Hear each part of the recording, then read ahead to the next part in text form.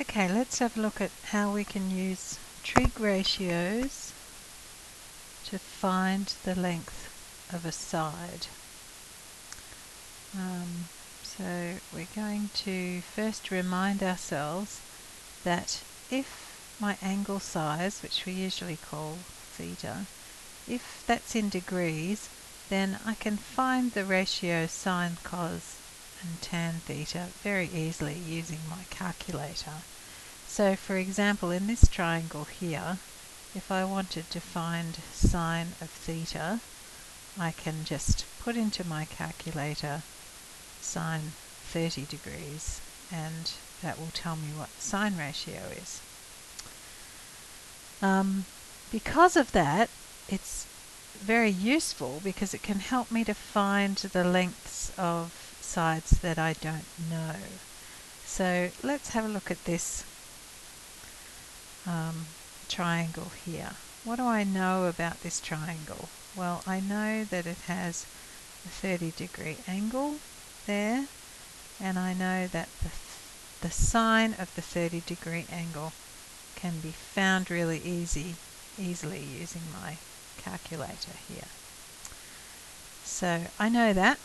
I'm going to store that away. The other thing I know is that I can also write sine 30 degrees as the ratio of the opposite side over the hypotenuse, can't I? Because that's what sine means. So in other words, I can write it like this: sine 30 degrees is equal to x divided by 3. I'm just using that line there to mean divided by. So that's interesting because it means that I now have an equation that I can use to find the length of x. Let me show you what I mean by that. Say at the moment I have sine 30, which is just a number, and it's equal to x divided by 3. But I want to find what x is by itself. In other words, I want to get rid of that divided by 3. In order to get rid of the divided by 3, I have to do the opposite operation to divided by 3. So the opposite operation to divided by 3 is just timesing by 3, isn't it? So let's times this side by 3, and that will get rid of the 3 on the bottom. But I have to remember that because it's an equation, I have to balance it. So if I times this side by 3, I have to times that side by 3. So I could say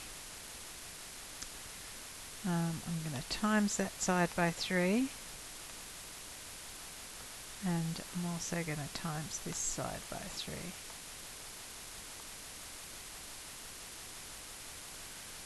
So timesing the right hand side by 3 gives me x divided by 3 multiplied by 3, and these two sort of cancel each other out. So on the right hand side of the equation I'm simply left with x. So it'll look like this. Equals x. On the left hand side I now have sine 30 multiplied by 3, or a better way to write it is just 3 sine 30. Means the same thing. 3 times sine 30. Now there's nothing to stop me from just putting that in my calculator, and that will give me a value for x. I'll show you what I mean. Here's my calculator.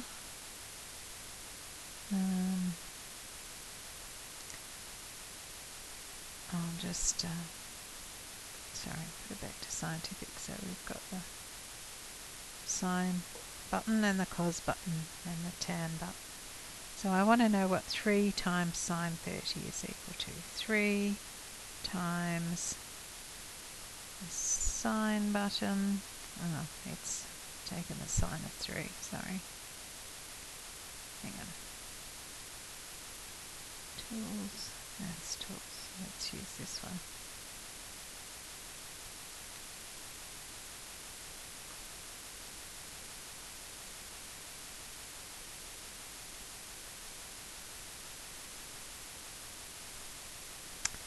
Sorry about that. So I've taken 3 and multiplied it by sine 30, and it's given me this length here, 0.157. So x is equal to 0.157. And that's the length of this mysterious side here. Let's do another example. Here's a triangle. It's a right angle triangle, and I want to find the length of this side here, x. And I know the length of this side here. This is the hypotenuse, and it's 7.2. So, what do I know about this triangle? Well, I know that if I found the cos ratio of 42, it would be equal to the adjacent over the hypotenuse, SOHCAHTOA.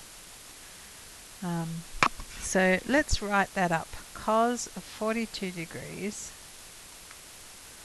I won't write the degrees, but because it's a pain in the neck on this program, but you should write the degrees.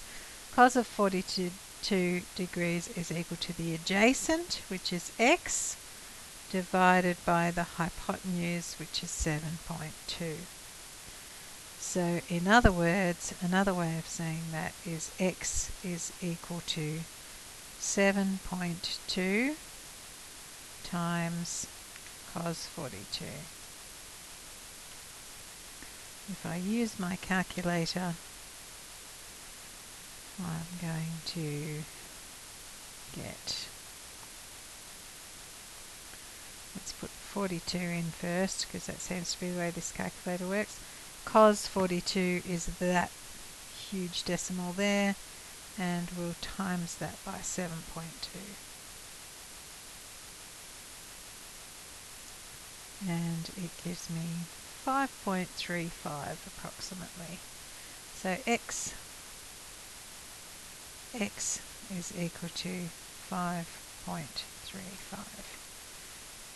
If you want to show that it's just an approximation, it's not an exact value, you can put this sort of wiggly line on top of the equal sign.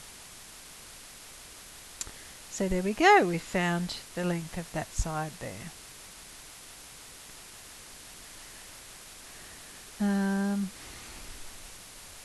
Here's another example. They haven't bothered to draw the triangle here, but we probably could if we wanted to. Be just a right angle triangle. It's going to be wonky, but we don't care. So it's got a right angle there. This angle here is going to be 20 degrees. And it's saying cos 20, so cos is cos is adjacent over hypotenuse. So the adjacent side here is going to be x, because cos is equal to adjacent over hypotenuse. The hypotenuse here is going to be 3. You don't really need to draw a diagram for it, so I'll show you. You can just do it straight out. So cos 20 degrees equals x over 3. So all I need to do is multiply both sides by 3, and I get x is equal to 3 times cos 20, and pop that in my calculator.